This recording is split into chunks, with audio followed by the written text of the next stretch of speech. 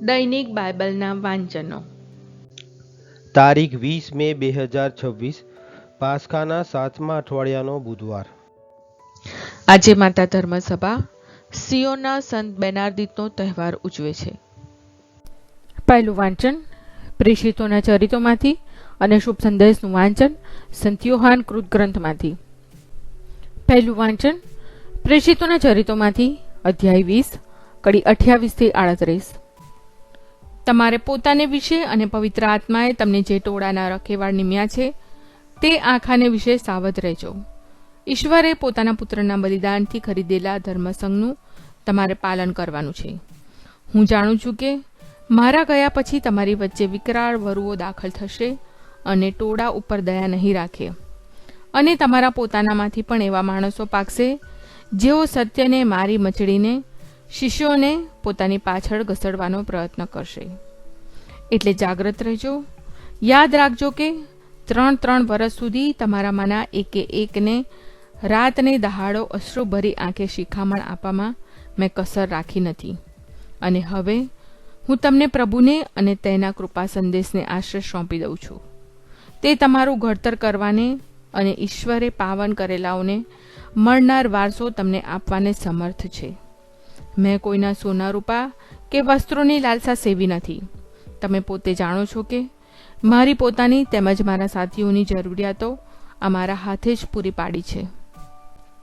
હું તમને જ્યારે ને ત્યારે બતાવતો આવ્યો છું કે એ પ્રમાણે મહેનત મજૂરી કરીને પ્રભુ ઈસુએ પોતે ઉચ્ચારેલા વચનો યાદ રાખવા જોઈએ કે લેવા કરતાં આપવામાં વધારે સુખ છે.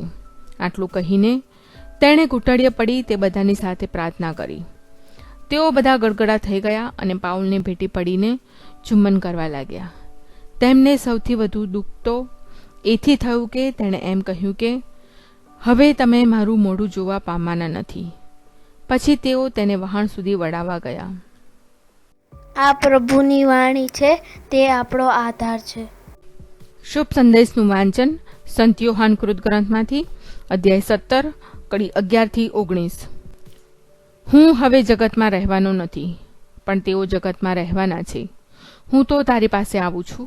હે પાવક પિતા, જેમને તે મને સોંપ્યા છે તેમનું તારા નામને પ્રતાપે રક્ષણ કર, જેથી આપણે જેવા એકરૂપ છીએ તેવા તેઓ પણ એકરૂપ થાય. હું તેમની સાથે હતો ત્યાં સુધી તો તે મને સોંપેલાનું તારા નામને પ્રતાપે હું રક્ષણ કરતો હતો. મેં તેમને સાચવ્યા છે અને એકેનો વિનાશ થવા દીધો નથી, સિવાય કે વિનાશ પાત્રનો, જેથી શાસ્ત્ર વચન સાચું પડે.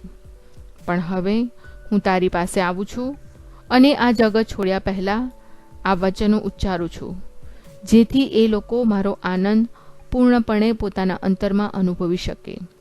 મેં એમને તારો સંદેશો પહોંચાડ્યો છે અને સંસાર એમનો દ્વેષ કરે છે, કારણ તેઓ સંસારના નથી જેમ હું પણ સંસારનો નથી. હું એવું નથી માંગતો કે તું એમને સંસારમાંથી બહાર લઈ લે, પણ હું તો એમ માગું છું કે તું એમને દુષ્ટાત્માથી બચાવ. તેઓ સંસારના નથી જેમ હું પણ આ સંસારનો નથી. એમને તું સત્યની દીક્ષા આપી તારી સેવામાં સમર્પિત કર. તારો સંદેશ એ જ સત્ય છે.